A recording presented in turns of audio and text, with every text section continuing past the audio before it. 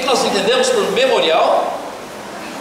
O que é um memorial? As crianças devem saber.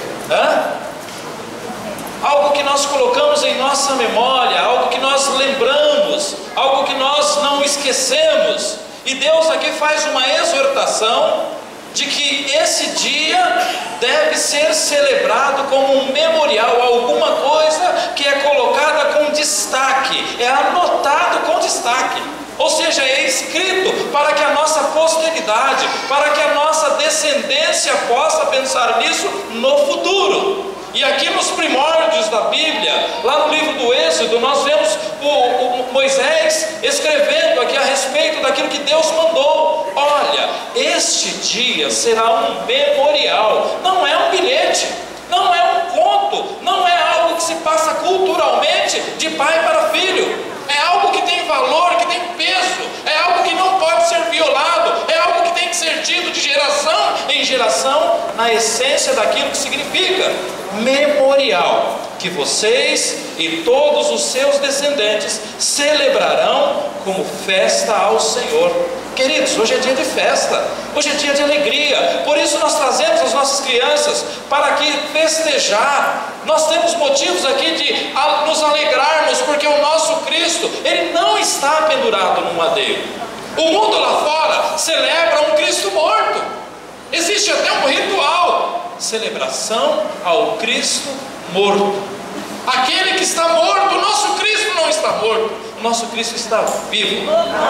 Ele está vivo, Ele reina, Ele ressuscitou ao terceiro dia e Ele é o nosso Senhor. Por isso é motivo de festa, porque vida é motivo de festa. Aleluias. Celebrem-no como decreto perpétuo. É lei, é um decreto, é algo que Deus manda que façamos com toda a reverência, com todo o respeito. Nós devemos celebrar esse dia como um decreto, como uma festa em honra ao nosso Senhor. Falei aqui do primeiro aspecto, mas nós temos o segundo aspecto, porque esse dia, ele significa para os judeus a saída do povo de Deus do Egito. Vou até sair daqui, porque senão vai ficar difícil. Antes que vocês de falar no segundo aspecto, eu trago aqui a origem do nome, tá? A Páscoa cristã, a Páscoa no significado do original, que a Sônia já falou, que é o pesar, e tem aqui as tradições pagãs na Páscoa, tá? Que você pode depois estar olhando, para que você possa passar para os seus filhos, para que você possa dar a verdadeira explicação aos seus filhos, do que significa a Páscoa do Senhor, tá? O ovinho de chocolate não tem nada a ver com a Páscoa do Senhor. E vou te contar mais um segredo, criançada. As crianças, por favor, vocês sabiam que coelho não bota ovo? Engraçado, né? Tudo a ver, né? Coelhinho da Páscoa. Uma tremenda mentira que as pessoas dizem para vocês. Tá? Ganhar um chocolatinho é muito bom, é muito gostoso, até eu comi, tá? Mas esse chocolatinho foi feito pela mamãe, foi comprado na tia Ana, foi feito direitinho, não tem nada a ver com coelho, é apenas um chocolate para que você não fique com vontade, tá bom? Mas isso não tem nada a ver com a Páscoa do nosso Deus, amém? Então fica bem certo disso, hein? Isso não pode, lá na escola, quando falarem para vocês, mas o coelho é o símbolo da fertilidade. Fala, está repreendido em nome de Jesus, tá? Pode falar assim, e se perguntar, pode falar que foi eu que falei, eu assumo isso, eu assumo a responsabilidade. Veja bem, tradições pagãs na Páscoa. Na Páscoa é comum a prática de pintar ovos cozidos, decorando-os com desenhos e formas abstratas, ou seja, abstrata, ninguém entende nada, né? É para enganar os bobos. Sabe o que é uma arte abstrata? A arte abstrata é aquele quadro cheio de risco que você olha e os bobão ficam tudo olhando. O que está? Não sei, mas eu estou olhando, entendeu? Tem gente que paga para ver aquilo ainda, né? Isso é abstrato, e é isso que eles querem que vocês pensem, que não entendam nada do que está sendo dito, né? Em grande parte dos países ainda é um costume comum, embora que em outros os ovos tenham sido substituídos por ovos de chocolate. No entanto, o costume não é citado na Bíblia. Portanto, esse costume é uma alusão a antigos rituais pagãos. Istar ou Astarte é a deusa da fertilidade e do renascimento na mitologia anglo-saxã, na mitologia nórdica e mitologia germânica. A primavera, as lebres e os ovos pintados com runas eram símbolos da fertilidade e renovação a eles associados. A lebre, e não o coelho, não era nem coelho, era lebre, tá? O pessoal vai modernizando as coisas, né? Era o seu símbolo. Suas sacerdotisas eram ditas capazes de prever o futuro, observando as entranhas de uma lebre sacrificada. Claro que a versão coelhinho da Páscoa que trazes para mim é bem mais comercialmente interessante, né? Fala que trazes para mim, coelhinho da Páscoa, que a versão original dessa rima, porque você vê entranhas de lebre, não é nada interessante, né? É uma coisa até bem chata. E a lebre de Eostório pode ser vista na lua cheia e, portanto, era naturalmente associada à lua e às deusas lunares da fertilidade. Dos seus cultos pagãos originou-se a Páscoa, Easter em inglês e Oster em alemão, que foi absorvida e misturada pela comemoração judaico-cristã, ou seja, uma salada de misticismo e de idolatria. Os antigos povos nórdicos comemoravam o festival de Storr no dia 30 de março. Storr ou Ostera, no alemão mais antigo, significa a deusa da aurora, ou novamente planeta Vênus, que é uma deusa anglo-saxã teutônica da primavera, da ressurreição e do renascimento. E ela deu o seu nome Shabbat pagão, que celebra o renascimento chamado de Ostar. Ou seja, queridos, a palavra de Deus diz: não vos conformeis com o mundo como ele é, mas transformai-vos pela renovação do vosso entendimento. Agora, qual a aplicação? Coloca um pouquinho mais grave para mim, por favor. Está muito... qual a aplicação que podemos dar para as nossas vidas no mundo atual? Porque nós sabemos que aqui a palavra de Deus, ela faz uma alusão de algo que aconteceu bem no passado. Não é? Quando o povo de Deus era escravo no Egito, o povo de Deus, ele estava escravizado, e Deus preparou para que Moisés fosse o libertador do povo. E Moisés, como vocês todos sabem, recebeu de Deus uma missão para negociar com o faraó. E ele fosse até o faraó e falasse: olha, deixe o meu povo ir. Deixe o meu povo ir. E por muitas vezes o faraó, ele conversou com Moisés dizendo: olha, agora eu deixo. Aí quando o povo ia sair, ele voltava atrás. O que acontecia quando isso, o que Deus fazia quando acontecia isso? Mandava pragas sobre o povo do Egito, como castigo, porque estava desobedecendo uma ordem de Deus. Quando nós desobedecemos uma ordem de Deus, nós estamos sujeitos aos castigos, tá? E ali, Faraó, ele simplesmente desobedecia, e isso ocorreu por várias vezes, ocorreu por 10 vezes, e na 10ª vez, que é mais ou menos quando nós estamos falando aqui, Deus, ele passa para Moisés uma determinante ordem: olha, você vai lá e fala para Faraó, que se Faraó não libertar o meu povo, se Faraó não deixar o meu povo sair, eu vou mandar uma praga e vou matar todos os filhos homens, todas as crianças primogênitas da casa dos egípcios. Sabe o que é isso? Os filhos, ainda bem que vocês são menininha, né? Senão ia ser tudo morta, se fosse filho do Egito, se fosse filho da escravidão, né? Mas Deus falou: olha, deixa o meu povo ir, senão eu vou mandar o meu anjo passar e destruir todos os filhos primogênitos. Ou seja, Deus ameaçou com uma tragédia muito grande, não é? E aqui nós vemos, olha, Moisés fala para o povo que isso eu quero que seja passado para todo o meu povo, de geração em geração. Essa história tem que ser contada. Gente, para nós que somos o povo de Deus, significa livramento, significa que Deus nos tirou de uma situação de escravidão e nos colocou numa situação de liberdade. Nós acabamos de cantar aqui que hoje eu sou livre para amar a Deus, mas nós não estamos no Egito antigo, nós não saímos daquele Egito que está prefigurado lá em Êxodo,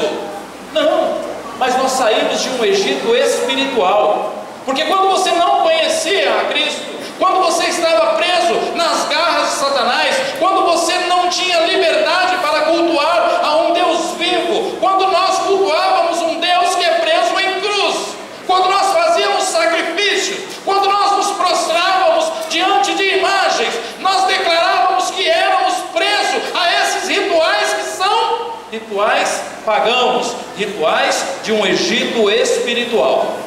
Mas quando aceitamos Jesus, nós declaramos que esse ritual acabou, essa escravidão acabou, e a partir de hoje eu sou livre em Cristo.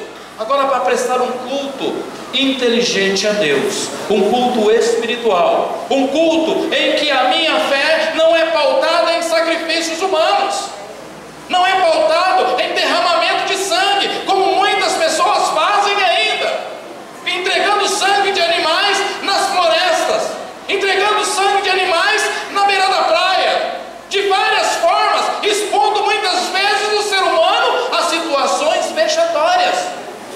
Mas o próprio Deus disse: olha, eu não quero mais esse tipo de sacrifício, porque esse sacrifício não me interessa, esse sacrifício não é bom, esse sacrifício está custando uma dor muito grande para o meu povo, e na realidade eu quero algo que seja agradável, como foi dito aqui.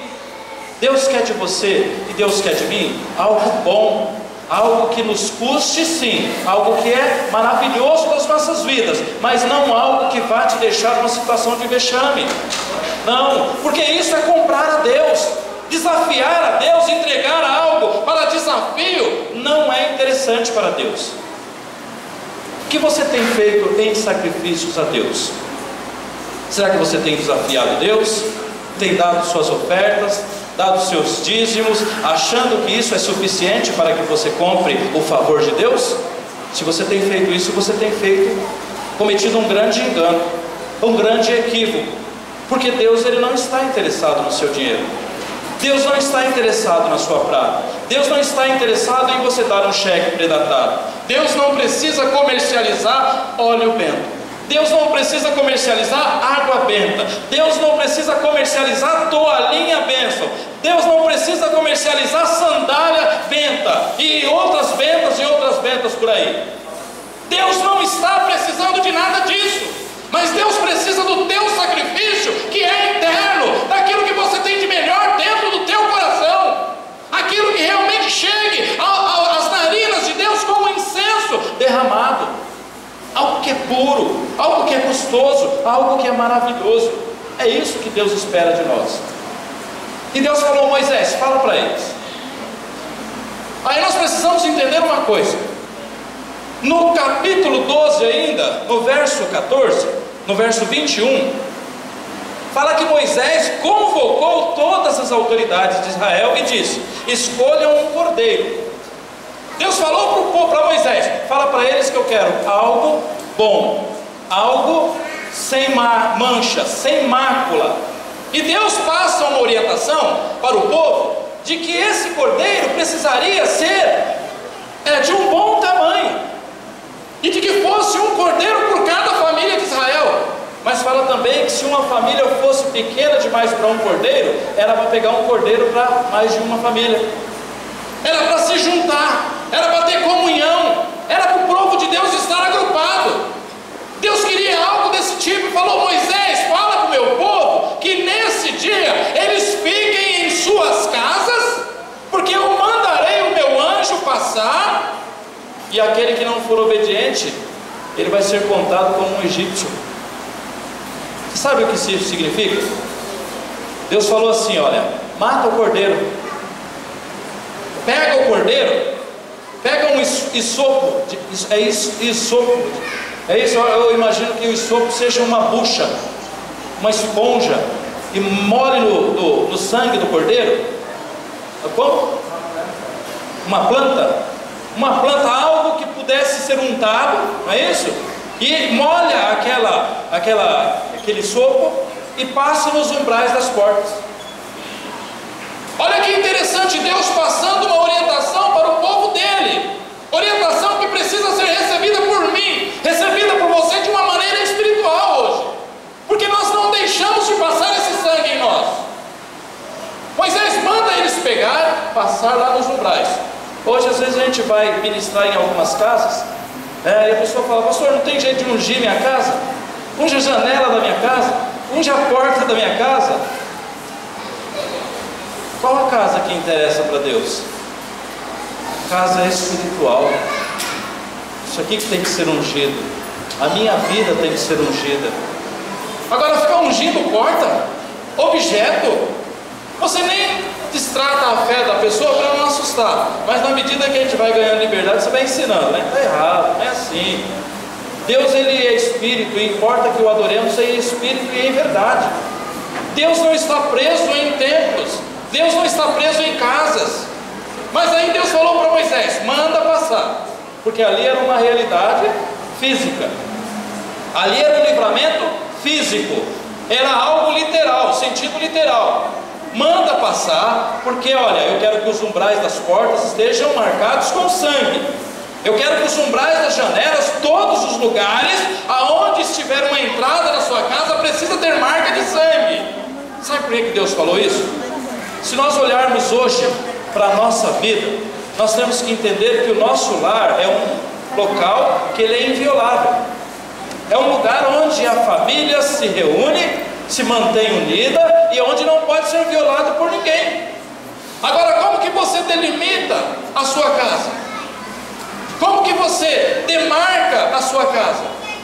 Colocando portão, pondo trinca, para mostrar que a partir dali é território individual, não pode ser violado. E Deus simplesmente falou: olha, Moisés, eu quero uma marca. Eu quero que você mande passar o sangue, porque em determinado momento da noite eu vou mandar o meu anjo passar. E o meu anjo vai passar no Egito. E pensem uma coisa, vocês queridos: o Egito espiritual de hoje é o mundo. É o mundo em que nós vivemos. Assim como o povo de Deus vivia no Egito, nós vivemos no mundo hoje. Porém, nós temos a liberdade decretada porque nós moramos nesse mundo, mas não pertencemos a esse mundo. Nós não precisamos viver como os costumes desse mundo. E Deus falou para Moisés: passa, porque eu vou mandar meu anjo passar. E a casa que não tiver marca de sangue, as crianças vão morrer. Eu vou matar os primogênitos. Ou seja, uma tragédia ia acontecer.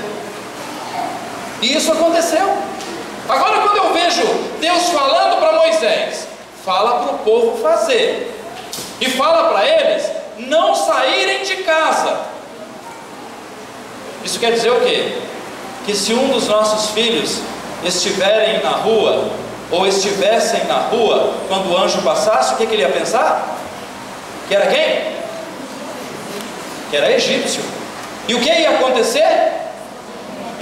Morrer, a destruição ia passar. Aquele que não tivesse a marca do sangue nos umbrais das portas seria confundido como egípcio, e o anjo simplesmente ia matar, porque era a ordem de Deus. Como nós podemos então trazer para os nossos dias? Como podemos aplicar?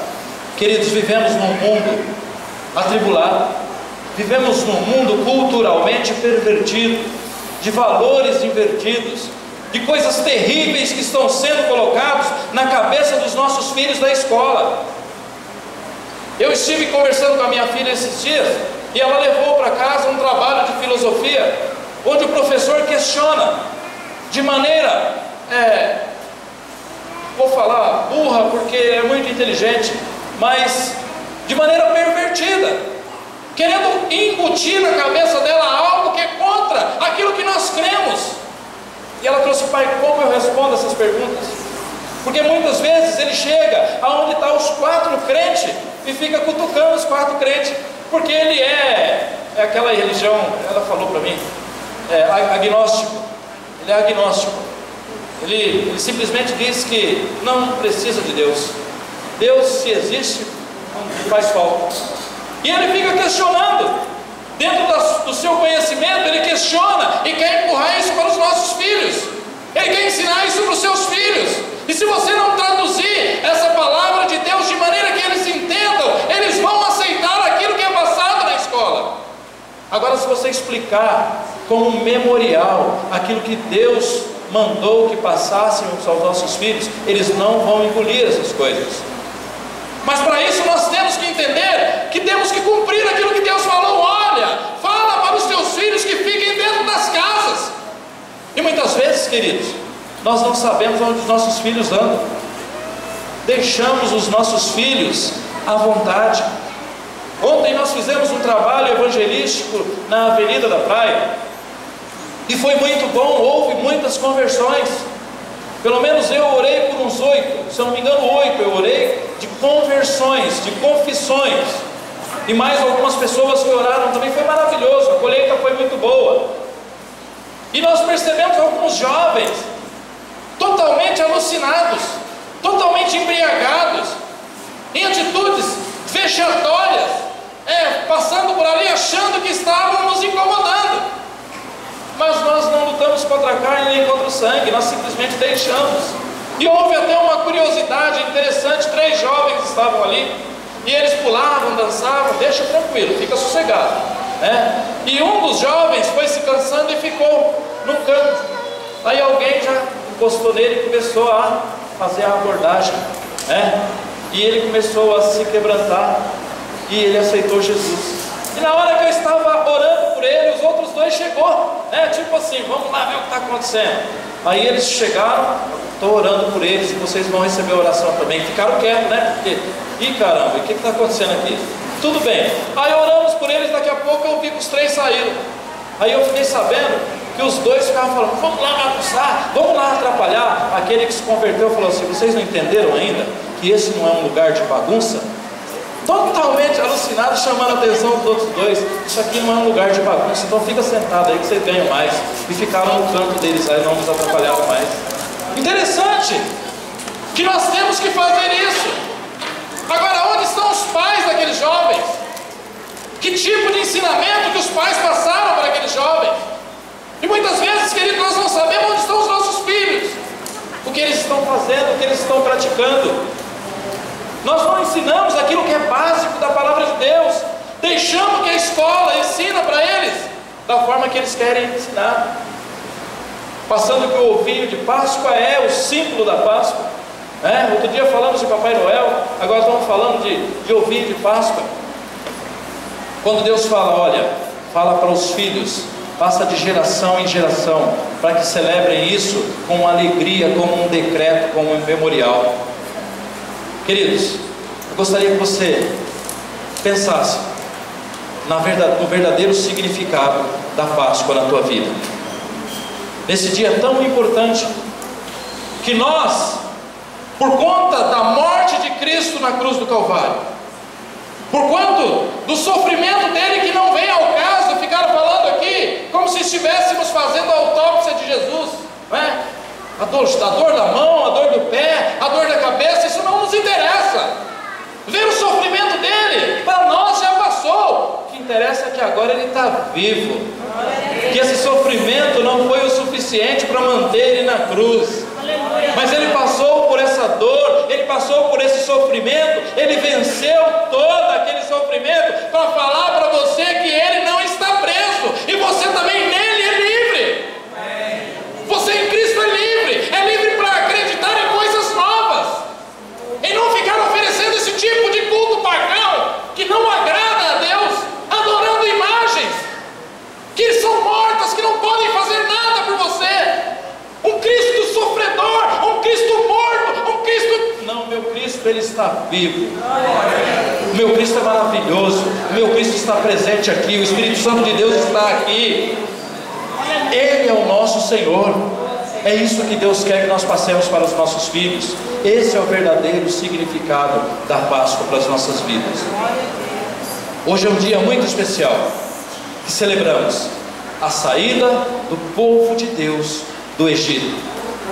Hoje nós celebramos na Páscoa do Senhor, na ceia do Senhor, nessa refeição espiritual, que nós saímos de um Egito espiritual, que aquele mundo não tem poder sobre as nossas vidas, que aquele mundo lá fora, onde as pessoas celebram coisas erradas, não tem poder sobre a minha vida. Eu moro nesse mundo, mas não preciso viver segundo os costumes desse mundo. Eu vivo segundo os padrões de Deus para a minha vida. Eu gostaria que você fechasse os seus olhos um pouquinho e que você pensasse no verdadeiro significado da Páscoa. Se Deus falou para Moisés: Moisés, fala para o teu povo passar sangue nos umbrais das portas. E você diz: como eu posso fazer isso na minha vida? Eu quero falar para você uma coisa. Deus está mandando que o sangue de Jesus Cristo, o Cordeiro derramado, o sangue derramado na cruz do Cordeiro, seja aspergido nos umbrais das portas do seu coração. Aleluia! Oh, glória! É esse sangue, é esta palavra que é trazida para os nossos dias. Aleluia! E de maneira espiritual, nós tomamos para nós hoje na atualidade. Cristo morreu na cruz, Cristo derramou o seu sangue, e esse sangue, ele é aspergido nos umbrais das portas do nosso coração. E isso, queridos, é uma regra para você. Isso é uma regra para você, querido. O sangue de Jesus Cristo precisa estar aspergido nos umbrais da porta do seu coração, na tua casa espiritual, nos teus filhos. Sabe por quê? O devorador, o destruidor, ele está rondando em derredor, procurando alguém para matar e para destruir. E ele só vai respeitar se ele passar e ver o sangue do Cordeiro sobre a sua vida. E se você não tem esse sangue aspergido sobre a tua vida, você está intimado a recebê-lo hoje na tua vida, para que você não possa ser confundido como um egípcio, mas que você possa ser livre espiritualmente das ações do maligno na tua vida. Essa é a vontade de Deus para a tua vida nesta noite. Eu gostaria que você fizesse uma oração aí com os seus olhos fechados, com a sua cabeça encurvada, sabendo que essa mesa representa a Páscoa do Senhor, a ceia do Senhor. Essa mesa, ela representa algo espiritual nas nossas vidas, algo que precisa ser aplicado, algo que precisa ser colocado em prática na tua vida. O apóstolo Paulo, falando aos Coríntios, diz que nós devemos nos examinar. E eu gostaria que você fizesse um exame daquilo que a palavra fala ao seu coração. Analise-se o homem a si mesmo.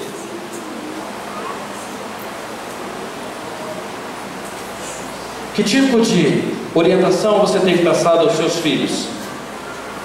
Que tipo de ensinamento você tem colocado na sua casa? Como você tem celebrado essa data tão importante? O que ela representa na tua vida? Eu vou orar pela tua vida. Senhor meu Deus, meu Pai, no nome de Jesus Cristo, Senhor, quero te apresentar a tua igreja.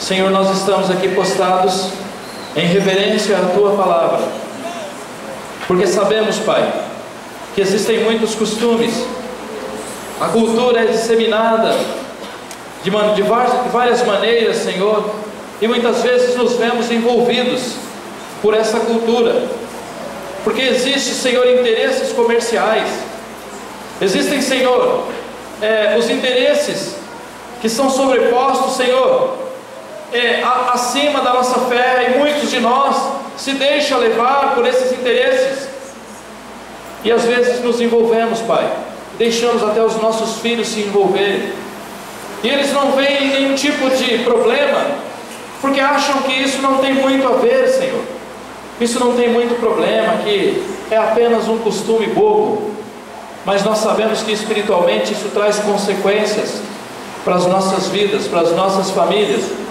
porque isso é queimar incenso para deuses pagãos. Senhor, eu quero em nome de Jesus Cristo apresentar a Ti a Tua igreja, a Tua noiva, ó Cordeiro, assim que o Senhor a enxergue sem mácula, sem nenhum tipo de costume pagão envolvido nas suas casas. Senhor, se houve qualquer tipo de situação que possa ter nos envolvido dessa maneira, eu te peço, perdoa, Senhor, porque nós queremos participar do corpo e do sangue sem nenhum tipo de culpa.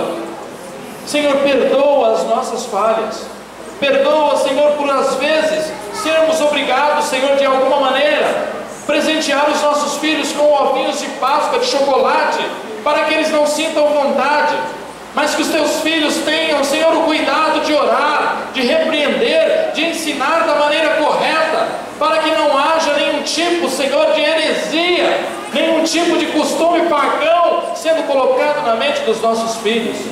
Perdoa, Senhor, se falhamos, ó Deus, e que possamos ser mais prudentes e fazer, Senhor, de maneira que não prejudique a comunhão que há entre nós e Ti. Muito obrigado, Senhor, pela Tua palavra, muito obrigado pela aceitação, muito obrigado pelos Teus filhos, é o que eu te peço, no nome de Jesus, amém. Glórias a Deus. Vocês continuam livres para entender que é a melhor forma de adorar a Deus.